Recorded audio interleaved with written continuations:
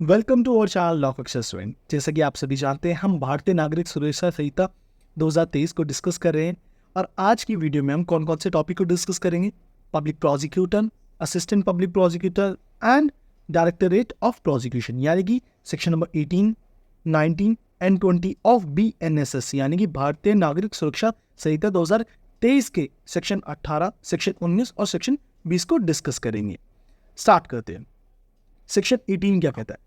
देखिए, पहली बात मैं आपको एक चीज़ और बता दूं, जैसे जो हमारे पीपी टर्म है या असिस्टेंट पीपी टर्म है, इनके क्लॉजेस से भी क्वेश्चन पूछा जाता है। ज़्यादातर देखा गया है कि कई बार डायरेक्ट क्वेश्चन में आ जाता है कि पीपी कहाँ डिफाइन है, पीपी के बारे में कहाँ है, कौन सा प्रोविजन रिलेटेड टू पीपी है।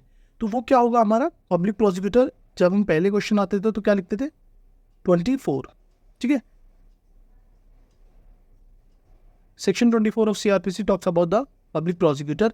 और अब एज पर भारतीय नागरिक सुरक्षा संहिता कहाँ है? बिल्कुल सही, सेक्शन नंबर 18, जैसे कि आप सभी को दिख रहा होगा ये सेक्शन है, ठीक है। 5 मत समझना, सेक्शन नंबर 18। तो क्लॉज 1 को देखते हैं, 1 बाय 1 सब समझाता हुआ चलूंगा। Public prosecutor for every high court the central government or the state government shall after consultation with the high court appoint a public prosecutor. देखो, एंड से पहले जो मैंने अभी तक सेंटेंस रीड आउट करा उसे समझो। वहां पे लिखा है शेल। हर प्रोविजन में किसी में शेल लिखा है, किसी में मे लिखा है, कहीं जगह शेल लिखा है। उस चीज़ को हाईलाइट जरूर कर लेना अपने बैरक में, क्योंकि शेल वहाँ यूज होता है, जो शेल वर्ड है वो वहाँ यूज होता है जहाँ मैंडेटरी सिचुएशन होती है। एंड मे डिस्क्रिशन पर डिपेंड होता है। मे वहाँ यूज होता है जहाँ डिस्क्रिशन होती है, हम कर भी सकते हैं, नहीं भी कर सकते। बट जहाँ शेल यूज हुआ है तो वहाँ पे ऑब्लिगेटरी होता है, यानी कि ऑब्लिगेशन होती है। तो देखिए क्या लिखा है, for every high court the central government or the state government shall appoint a public prosecutor, यानी कि सेंट्रल गवर्नमेंट को और स्टेट गवर्नमेंट को किससे कंसल्ट करके? हाई कोर्ट से कंसल्ट करके प्रत्येक हाई कोर्ट के लिए, फॉर एवरी हाई कोर्ट के लिए, यानी कि प्रत्येक हाई कोर्ट के लिए क्या करना पड़ेगा? अपॉइंट करना पड़ेगा। किसे अपॉइंट करना पड़ेगा? पब्लिक प्रोसिक्यूटर को। ये ऑब्लिगेशन है, मैंडेटरी है। एंड मे, तो अब यहाँ पे डिस्क्रिशन है, वो कर भी सकती है अपॉइंट, नहीं भी कर सकती है। यानी कि हमारी सेंट्रल गवर्नमेंट या स्टेट गवर्नमेंट अपॉइंट कर भी सकती है, नहीं भी कर सकती। किसे?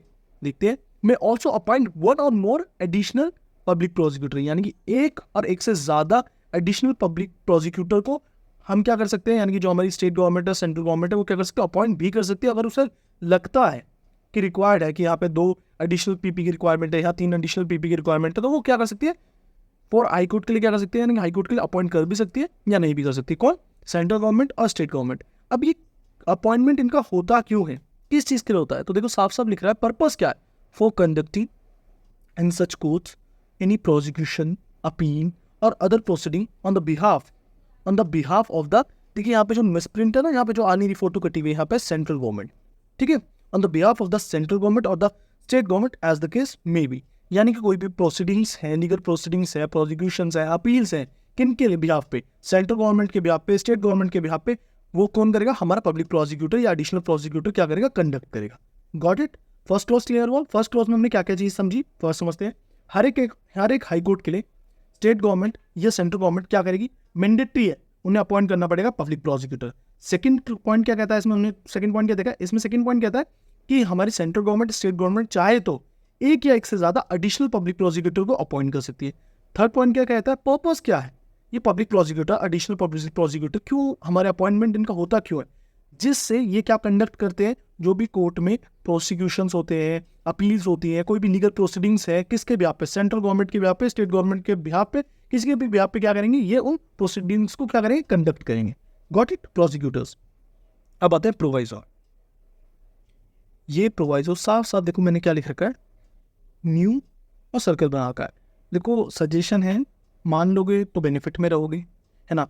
जो भी चीज़ नई चीज़ ऐड हुई है, लेट्स सपोज हम एग्जांपल लेते हैं, सेक्शन 4 न्यू ऐड हुआ है, ठीक है, हुआ नहीं है, सपोज करो, तो आप इस पे ऐसे करके या एरो बना के न्यू लिख दे। और कुछ अगर आप और नोट डाउन करते हो बैरक में, तो कुछ ऐसी चीज़ बना दो जिससे आप उसे पढ़ते वक्त आपको चीज़ याद आ जाए। जैसे मैंने क्या करा है, मुझे पता है प्रोविजन न्यू ऐड हुआ है, तो मैंने अपने बैरक में ऐसे करके न्यू बना दिया, क्योंकि मैं बहुत सारी चीज़ें लिखता हूँ, ठीक है। तो मैं कैसे पता चलेगा मुझे, कैसे मैं आइडेंटिफाई कर पाऊंगा अपने नोट्स में या अपने बैरक में कि क्या चीज़ नई ऐड हुई है हमारे BNSS में? तो आप कुछ ऐसी चीज़ बनाओ, कोई स्टार बना लो, कोई भी डिफरेंट पेंसिल से क्या कर लो, अंडरलाइन कर लो, जिससे आप समझ पाओ कि क्या चीज़ नई हुई है।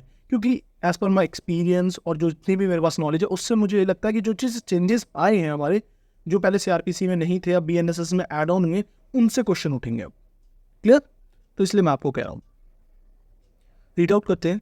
प्रोवाइडेड फॉर एनसीटी यानी कि national capital territory of Delhi, the central government shall after consultation with the high court of Delhi appoint a public prosecutor और additional prosecutor for the purpose of this subsection. यानी कि एनसीटी ऑफ दिल्ली के लिए सिर्फ कौन appoint कर रही है? सेंट्रल गवर्नमेंट अपॉइंट कर रही है। किसे? पीपी को। और शेल लिखा है, शेल मतलब मैंडेटरी। किससे कंसल्ट करके? हाई कोर्ट से कंसल्ट करके। अब यहाँ पे ये चीज़ क्या है? Central government. यहाँ पे स्टेट गवर्नमेंट नहीं लिखा है, यहाँ पे स्टेट गवर्नमेंट नहीं लिखा है। क्यों? क्योंकि हम दिल्ली को क्या मानते हैं? यूनियन टेरिटरी मानते हैं, और इसलिए यहाँ पे किसके सिर्फ कौन अपॉइंट कर रहा है? सेंट्रल गवर्नमेंट अपॉइंट कर रही है। किसके लिए? दिल्ली के लिए। क्लियर? आगे चलते हैं। Come to the second clause. Second clause क्या कहता है? The central government may appoint one or more public prosecutors for the purpose of conducting any case in any district or local area.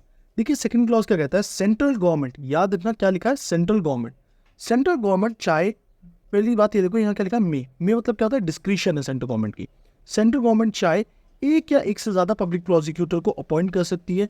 क्यों? For the purpose of conducting any case in any district, किसी भी district में, किसी भी local areas में किसी भी case को कंडक्ट करवाने के लिए एक या एक से ज्यादा पब्लिक प्रोसिक्यूटर को सेंट्रल गवर्नमेंट अपॉइंट कर सकती है। मैंडेटरी नहीं है, क्या है? डिस्क्रिशन है सेंट्रल गवर्नमेंट का। Come to the third clause. अब थर्ड क्लोज क्या कहता है देखते हैं। फॉर एवरी डिस्ट्रिक्ट, देखिए सबसे पहले मैं क्या लिखा, मुझे पता चल गया कि थर्ड क्लॉज में क्या मैंडेटरी सिचुएशन होगी, क्योंकि मैंने साफ ने लिख रखा है, मैंने साफ लिख रखा है शेल है। तो क्या लिखा है? For every district the state government shall appoint a public prosecutor. हर एक डिस्ट्रिक्ट के लिए मैंडेटरी है कि स्टेट गवर्नमेंट को क्या करना है? एक पब्लिक प्रोसिक्यूटर अपॉइंट करना है।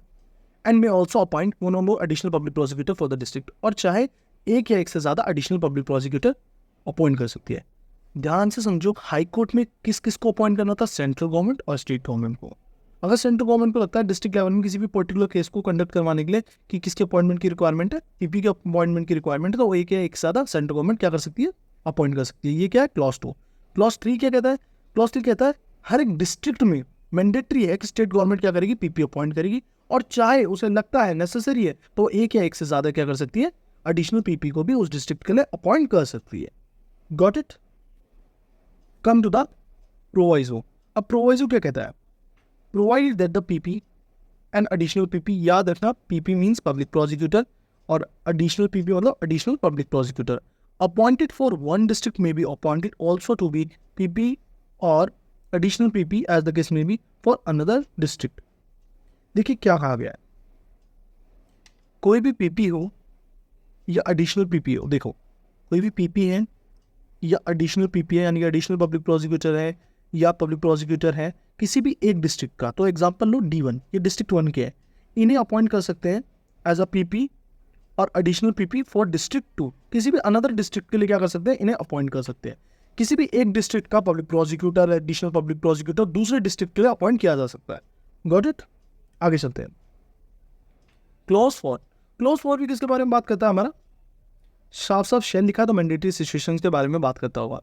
The district magistrate shall in consultation with the session जज प्रिपेयर अ, देखिए सबसे पहले मैं आपको चीज बता दूं, पैनल ऑफ नेम्स,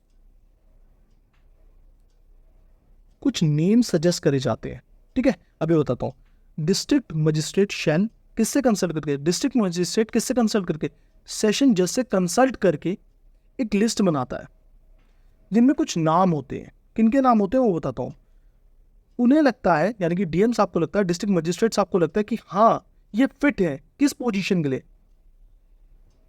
पीपी के लिए, यानी कि पब्लिक प्रोसिक्यूटर के लिए, और एडिशनल पीपी के लिए ये क्या है? ये व्यक्ति फिट है। क्लियर? एक डिस्ट्रिक्ट में फॉर द डिस्ट्रिक्ट, किसी भी डिस्ट्रिक्ट में जो हमारा डिस्ट्रिक्ट मजिस्ट्रेट होता है कंसल्ट करता है सेशन जज से, उसे लगता है कि ये पर्सन क्या है? फिट है पब्लिक प्रोसिक्यूटर या एडिशनल पब्लिक प्रोसिक्यूटर के लिए, तो उनके लिए क्या बनती है? एक लिस्ट बनती है, उन पे उनके नाम लिखे जाते हैं, ठीक है? Got it? जैसे एग्जांपल से समझिए, मैं क्या हूँ? डिस्ट्रिक्ट मजिस्ट्रेट हूँ, मैंने किससे कंसल्ट करा? सेशन जज से कंसल्ट करा, और मुझे लगता है किस पोस्ट के लिए? एडिशनल पब्लिक प्रोसिक्यूटर या पब्लिक प्रोसिक्यूटर के लिए ए व्यक्ति बहुत सुटेबल है, सी व्यक्ति सुटेबल है, डी व्यक्ति सुटेबल है और ई व्यक्ति सुटेबल है, तो मैं उनके नाम क्या करूँगा? लिख लूँगा। अब ये नाम किसे भेजे जाते हैं, कब भेजे जाते हैं और इनकी कब अपॉइंटमेंट होती है, किस तरीके से होती है, वो भी मैं समझाऊंगा। फिफ्थ क्लॉज समझते हैं, क्योंकि जब आप क्लॉज समझोगे तभी आपको समझ आएगा। तो डीएम साहब ने सेशन जज के साथ क्या करा, कंसल्ट करके उन्हें लगा कि हाँ ये व्यक्ति क्या है, सुटेबल है as a public prosecutor, fit है, तो उनके नेम क्या कर लिए, पैनल नेम्स हो गया, ठीक है उनके। अब फिफ्थ क्लॉज क्या कहता है, no person shall be appointed by the state government as the public prosecutor additional prosecutor for the district unless his name appears in the panel of names prepared by the district magistrate under subsection 4। कोई भी person state government, अब मैंने क्या कहा था, district magistrate ने list बनाई किस किस की, ए, सी और ई की, ठीक, कि ये उनके हिसाब से क्या है, फिट है। तो कहता है हमारा फिफ्थ क्लॉज या फिफ्थ सबसेक्शन कह लीजिए कि कोई भी व्यक्ति, no person shall be appointed, कोई भी पर्सन अपॉइंट नहीं करा जा सकता किसके द्वारा, स्टेट गवर्नमेंट के द्वारा एज अ पीपी और एडिशनल पब्लिक प्रोसिक्यूटर किसी भी डिस्ट्रिक्ट पे। यानी कि स्टेट गवर्नमेंट किसी भी व्यक्ति को पब्लिक प्रोसिक्यूटर और एडिशनल पब्लिक प्रोसिक्यूटर अपॉइंट नहीं कर सकती किसी भी डिस्ट्रिक्ट के लिए, अनलेस जब तक उस व्यक्ति का नाम कहाँ ना हो, इस लिस्ट में ना हो। और ये लिस्ट कौन बना रहा है, डिस्ट्रिक्ट मजिस्ट्रेट। जो लिस्ट, जो पैनल ऑफ नेम्स, अगर ये पैनल ऑफ नेम्स है, इसमें जिस व्यक्ति का नेम नहीं है, वो व्यक्ति कभी भी स्टेट गवर्नमेंट के द्वारा किसी भी डिस्ट्रिक्ट में अपॉइंट नहीं हो सकता एज अ पब्लिक प्रोसिक्यूटर और एडिशनल पब्लिक प्रोसिक्यूटर। समझ आया? अगेन समझा रहा हूं क्योंकि कंफ्यूजन होता है बच्चों को। फोर्थ सबसेक्शन ये कहता है कि डिस्ट्रिक्ट मजिस्ट्रेट सेशन जज के साथ क्या करेंगे, कंसल्ट करके कुछ ऐसे व्यक्तियों का नाम सजेस्ट करेंगे, कुछ ऐसे व्यक्तियों के नाम की लिस्ट बनाएंगे जिन्हें उन्हें लगता है कि ये व्यक्ति सुटेबल है पब्लिक प्रोसिक्यूटर के और एडिशनल पब्लिक प्रोसिक्यूटर के लिए पोस्ट के लिए किसी भी डिस्ट्रिक्ट में। फिफ्थ सबसेक्शन या सब क्लॉज क्या कहता है, फिफ्थ सबसेक्शन ये कहता है कोई भी व्यक्ति एज अ पब्लिक प्रोसिक्यूटर और as a additional public prosecutor किसी भी डिस्ट्रिक्ट के लिए अपॉइंट नहीं किया जा सकता स्टेट गवर्नमेंट के द्वारा, जब तक उसका नाम जो लिस्ट डीएम साहब यानी कि डिस्ट्रिक्ट मजिस्ट्रेट साहब ने जो लिस्ट बनाई है उसमें मेंशन नहीं है। क्लियर? आगे चलते हैं। सिक्स्थ क्लॉज क्या कहता है, not with standing anything in subsection 5, यानी कि पैनल ऑफ नेम्स की वाली बात नहीं करी जा रही। ये सबसेक्शन क्या कह रहा है, सॉरी सबसेक्शन 6 क्या कहता है, सबसेक्शन 6 कहता है फिफ्थ में कुछ भी कहा गया हो मुझसे मतलब नहीं, ठीक। Where in a state there exist a regular cadet of prosecutor officer, the state government shall appoint a public prosecutor or an additional public prosecutor only from among the person consisting such cadet। देखिए अगर किसी भी देखो sub section 6 ये कहता है, ये clause 6 ये कहता है कि सब सेक्शन 5 में कुछ भी कहा गया मुझे उससे भी मतलब नहीं है।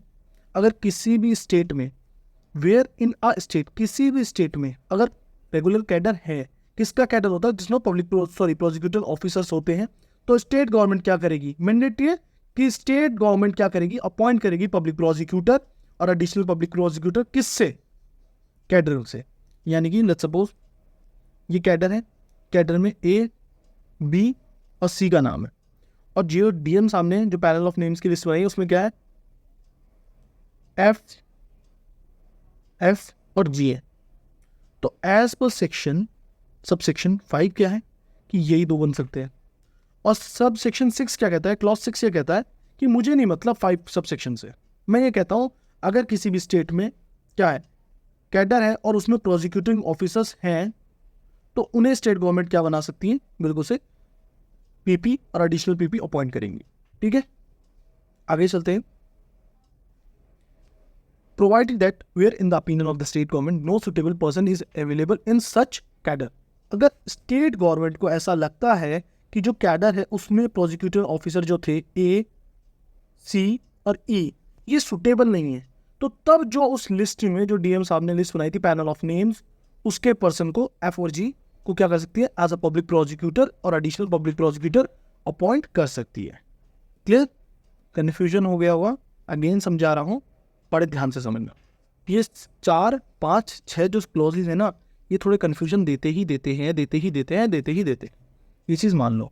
Fourth clause, fifth clause, sixth clause वैसे समझ आ गया होगा, बट मैं अगेन समझा रहा हूँ। फोर्थ क्लोज ये कहता है कि मजिस्ट्रेट साहब, डिस्ट्रिक्ट मजिस्ट्रेट साहब क्या करते हैं, पैनल ऑफ नेम्स बनाते हैं, यानी कि कुछ पर्सन के नाम क्या करते हैं, रेफर करते हैं। तो हम दो मान लेते हैं, एफ, एक व्यक्ति F or ji. As per sub section 4, ये क्लॉज 4 कह लीजिए, डिस्ट्रिक्ट मजिस्ट्रेट ने क्या करा, उन्हें ये लगता है कि F or G are suitable for the public prosecutor और एडिशनल पब्लिक प्रोसिक्यूटर किनसे कंसल्ट करके, सेशन जज से कंसल्ट करके। ये उन्होंने क्या बना लिया, पैनल ऑफ नेम्स, ठीक है। उन्हें लगता है कि ये व्यक्ति सुटेबल है। सबसेक्शन 5 क्या कहता है, 5 ये कहता है कि इनका नाम है, सिर्फ यही पीपी बन सकते हैं, यही एडिशनल पीपी बन सकते हैं। स्टेट गवर्नमेंट इनके सिवा किसी भी व्यक्ति को एडिशनल पब्लिक प्रोसिक्यूटर या पब्लिक प्रोसिक्यूटर नहीं बना सकती। सबसेक्शन 6 क्या कहता है कि अगर किसी भी स्टेट में कैडर होता है जिसमें प्रोसिक्यूटिंग ऑफिसर होते हैं, कौन कौन से प्रोसिक्यूटिंग ऑफिसर है, ए, सी और ई, तो भैया इनमें से बनेगा कौन, पीपी और एडिशनल पीपी। प्रोवाइजो क्लियर करता है, प्रोवाइजो कहता है स्टेट गवर्नमेंट को ऐसा लगता है कि किसी भी स्टेट में अगर क्या है, कैडर है प्रोसिक्यूटिंग ऑफिसर्स के और वो पर्सन सुटेबल नहीं है, मतलब A, C, E are not suitable for public prosecutor और एडिशनल पब्लिक प्रोसिक्यूटर, तो क्या होगा, तो हम जो लिस्ट बनाई है किसने, डिस्ट्रिक्ट मजिस्ट्रेट साहब ने प्रिपेयर करी है, किससे कंसल्ट करके, सेशन जज से कंसल्ट करके, जो पैनल ऑफ नेम्स हैं, जो नेम सजेस्ट करे गए हैं, उनसे क्या कर सकते हैं, बिल्कुल सही, उन्हें एज अ पीपी और एडिशनल पीपी अपॉइंट कर सकते हैं। आ गया समझ, बहुत अच्छी बात है। अब आते हैं क्लॉज 7 में। क्लॉज 7 क्या कहता है, क्लॉज 7 हमारी एलिजिबिलिटी के बारे में बात करता है, देखते हैं क्या कहते हैं। तो मैंने एरो बना के एलिजिबिलिटी लिख भी रखा है, तो आप ऐसे भी लिख सकते हैं, ठीक है, एलिजिबिलिटी, ठीक है। ये हमारे सेक्शन कौन से हैं, एलिजिबिलिटी के बारे में बात करते हैं, सेक्शन 7 और सेक्शन 8। सेक्शन 7 किस पर्सन की एलिजिबिलिटी के बारे में बात करता है, रीड आउट करते हैं। A person shall be eligible to be appointed as public prosecutor और एडिशनल पीपी अंडर सबसेक्शन 1 और सबसेक्शन 2 और सबसेक्शन 3 और सबसेक्शन 6 ओनली इफ हैज, देखिए ये है एलिजिबिलिटी, मेन चीज़ यही देखो, एलिजिबिलिटी क्या है, only if he has been practice as an advocate not less than 7 year, यानी कि उस व्यक्ति ने, उस पर्सन को हम पीपी अपॉइंट कर सकते हैं, एडिशनल पीपी अपॉइंट कर सकते हैं जिस व्यक्ति की जो प्रैक्टिस हो एज एन एडवोकेट कितने सालों, 7 साल या 7 साल से ज़्यादा, 7 साल से कम नहीं होनी चाहिए। और बस यहाँ पे भी एक क्लॉज भी तुरंत जल्दी खत्म कर देता हूँ, not less than 10 year as special public prosecutor, यानी कि अगर स्पेशल पब्लिक प्रोसिक्यूटर की अगर मैं बात करता हूँ तो पर्सन की, वो व्यक्ति ही स्पेशल पब्लिक प्रोसिक्यूटर अपॉइंट किया जा सकता है जिसकी एज एन एडवोकेट प्रैक्टिस हो कितनी, नॉट लेस देन 10 ईयर, यानी कि 10 साल या 10 साल से ज़्यादा होनी चाहिए। 10 साल से कम प्रैक्टिस वाले एडवोकेट को हम एज अ पीपी यानी sorry as a special public prosecutor नहीं बना सकते। और for the PP and for the additional PP क्या होनी चाहिए, not less than 7 years. 7 clause PP और एडिशनल पीपी के बारे में बात करता है, क्या होनी चाहिए, practice as an advocate not less than 7 years, और स्पेशल पब्लिक प्रोसिक्यूटर के केस में practice as an advocate not less than 10 year. इस चीज़ को आप हाईलाइट करने अपने नोटबुक में, सॉरी या बेरक में, मोर देन सफिशिएंट रहेगा। आगे चलते हैं, क्लॉज 9। क्लॉज 9 क्या कहता है, For the purpose of subsection 7, for the purpose of subsection 8, the period during which a person has been in practice as an advocate or has rendered, whether before or after the commencement of this Sanhita, service as a public prosecutor, as an additional public prosecutor, assistant public prosecutor, or other prosecuting officer by whatever name called, shall be deemed to be the period during which such period has been in practice as an advocate। देखिए simple सी बात कही गई है, period के बारे में बात करा गया है कि आपको किसी भी नाम से पुकारा जाए, अगर आपने प्रैक्टिस करी है तो आपकी ये माना जाएगा, ये डीम करा जाएगा कि वो आपकी किस में आएगा, प्रैक्टिस सम में क्या करा जाएगा, वो पीरियड इंक्लूड करा जाएगा, ठीक है, जितने टाइम तक आपने सर्विस दी है। आगे चलते हैं, कुछ अपने नोट्स को डिस्कस कर लेते हैं शॉर्ट में जल्दी। देखो नोट्स है ना आपको रिवाइज हो जाता है, और जो मेरे नोट्स हैं उससे ना आप कंसेप्ट को बहुत अच्छी तरीके से समझ पाएंगे। समझाता मैं अपने नोट से भी वही हूँ, बेरक लैंग्वेज से भी वही हूँ, बट मेरे नोट से क्या हुआ कि आप समझ पाएंगे, उनकी स्क्रीनशॉट ले लेंगे तो आप उसे अच्छे से विदाउट बेरक खोले भी समझ पाएंगे। देखो बेरक पढ़ना ना, एक चीज़ बताता हूँ, थोड़ा सा टाइम लूँगा बस। बेरक पढ़ना बहुत टिपिकल भी होता है, जिस व्यक्ति ने बेरक पढ़ना सीख लिया वो सब कुछ समझ गया, सब चीज़ हमारी बेरक में मेंशन है भाई। सबको मैं सभी कह रहा हूँ, सभी भाई, सभी बहनों, सभी मेरे सीनियर्स, सभी मेरे जूनियर्स, सभी को मैं एक चीज़ कहना चाहता हूँ जो मेरी वीडियोस देख रहे हैं, बेरक पढ़ना सीख लो। प्रीलिम्स मींस इंटरव्यू, चाहे जुडिशरी ले लो, चाहे पीपी ले लो, एपीपी ले लो, लॉ ऑफिसर की जॉब ले लो, कहीं भी ले लो, या एज अ एडवोकेट अगर आप प्रैक्टिस करते हो, अगर आपको बेरक पढ़ना आता है और केस लॉज में आपकी पकड़ है, जजमेंट्स में आपकी पकड़ है, तो आपको कोई नहीं हरा सकता, याद रखो। एज अ टीचर भी ले लो, एज अ टीचर अगर हम अच्छी तरीके से इंटरप्रेट करेंगे तो ऑब्वियसली हमारे आज नहीं तो कल सब्सक्राइबर्स बढ़ेंगे, आप लोग सपोर्ट जरूर करोगे। तो बेयर एक्ट पे पकड़ जरूर बना के रखें, ठीक है। देखिए क्लॉज 1 के जैसे पब्लिक प्रोसिक्यूटर कहाँ डिफाइन था, सीआरपीसी में 24 में और बीएनएसएस में 18 में। क्लॉज 1 क्या कहता है, हर एक हाई कोर्ट के लिए सेंट्रल गवर्नमेंट और स्टेट गवर्नमेंट पे ऑब्लिगेशन है कि वो अपॉइंट करेगी पब्लिक प्रोसिक्यूटर, और चाहे तो वो एक या एक से ज़्यादा क्या कर सकती है, अपॉइंट कर सकती है एडिशनल पब्लिक प्रोसिक्यूटर। क्लियर, आते हैं किससे कंसल्ट करके, हाई कोर्ट से कंसल्ट करके। किस पर्पज़ के लिए, for conducting prosecution appeal and other proceedings, ठीक है। किसके बिहाफ पे, on the behalf of central government or the state government as the case may be. आगे चलते हैं, प्रोवाइजो क्या कहता है, एनसीटी के लिए कौन सी गवर्नमेंट करेगी, सिर्फ सेंट्रल गवर्नमेंट अपॉइंट करेगी, ठीक है। किससे कंसल्ट करके, हाई कोर्ट से कंसल्ट करके। आगे चलते हैं, क्लॉज 2 क्या कहता है, क्लॉज 2 में के बारे में बात करता है कि सेंट्रल गवर्नमेंट क्या करेगी, अपॉइंट करेगी एक या एक से ज़्यादा पीपी, किस पर्पज़ के लिए, for the purpose of conducting any case in any district or local level. District or local areas के लिए अगर उन्हें लगता है सेंट्रल गवर्नमेंट क्या कर सकती है, पीपी अपॉइंट कर सकती है एक या एक से ज़्यादा। क्लॉज 3 क्या कहता है, डिस्ट्रिक्ट, ये डिस्ट्रिक्ट के बारे में बात करता है। याद रखना क्लॉज 1 किसके बारे में बात करता था, हाईकोर्ट के बारे में, और क्लॉज 3 किसके बारे में बात करता है, डिस्ट्रिक्ट के बारे में बात करता है। यहाँ पे दोनों गवर्नमेंट थी, सेंट्रल गवर्नमेंट, स्टेट गवर्नमेंट, और 3 में क्या है, स्टेट गवर्नमेंट। स्टेट गवर्नमेंट क्या करेगी, शैल लिखा है, मैंडेटरी प्रोविजन है, अपॉइंट करेगी क्या, पीपी, और चाहे तो क्या कर सकते हैं एक या एक से ज़्यादा एडिशनल पब्लिक प्रोसिक्यूटर को डिस्ट्रिक्ट के लिए अपॉइंट कर सकती है, बट हर एक डिस्ट्रिक्ट के लिए पीपी को उसे अपॉइंट करना ही पड़ेगा। प्रोवाइजो क्या कहता है, पीपी, एडिशनल पीपी एक डिस्ट्रिक्ट का दूसरे डिस्ट्रिक्ट के पीपी और एडिशनल पीपी अपॉइंट किया जा सकता है, यानी कि PP and additional PP appointed for one district may be appointed, उसे अपॉइंट करा जा सकता है अनदर डिस्ट्रिक्ट का पीपी और एडिशनल पब्लिक प्रोसिक्यूटर। आगे चलते हैं, ये सब चीज़ें मैं बता चुका हूँ, ये चीज़ें मैं एक चार्ट फॉर्म में ब्रेक डाउन करके आपको और क्लियर करना चाहता हूँ, और जिन्हें पहली बार में समझ नहीं आया वो इससे समझ लेंगे। और अगर देखो रिवीजन ही हो रहा है ना एक तरीके से, एक बार समझ लिया, दोबारा छोटा सा शॉर्ट समझ लिया, कंसेप्ट और ज़्यादा क्लियर हो जाएंगे ना। Come to the clause number 4।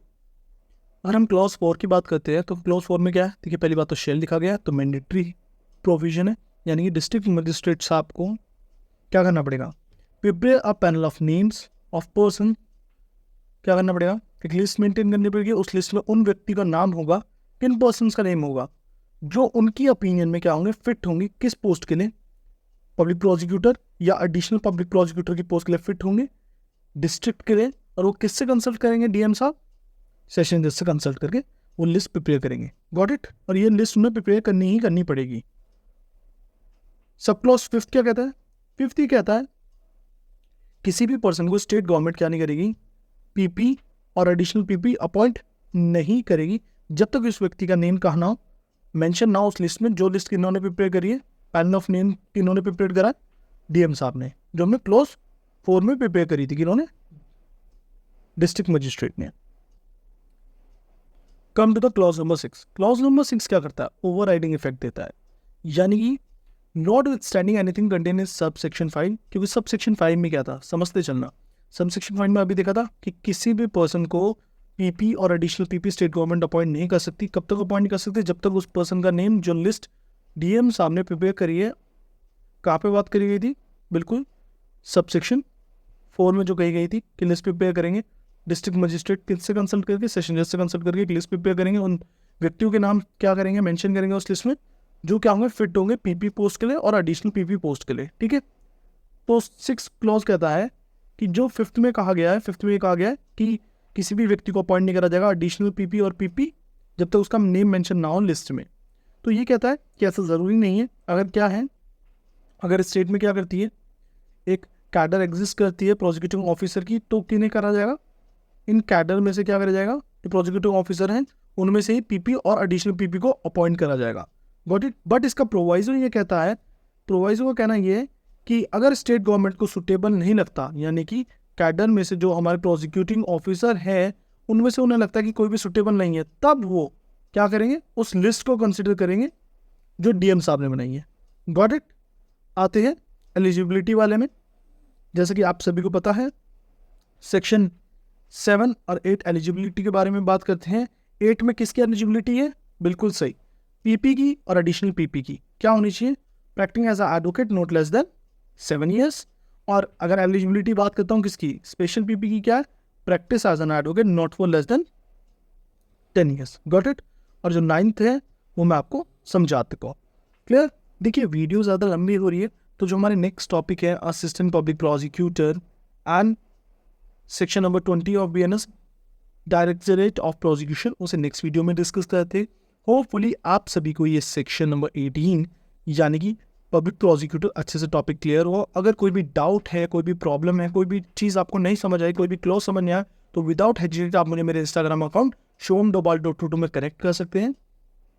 देखिए thank you so much for your love, for your support. Have a nice day all of you. ज़्यादा से ज़्यादा वीडियोज़ को शेयर करें, अपने चैनल को सपोर्ट करें। Have a nice day all of you. Bye.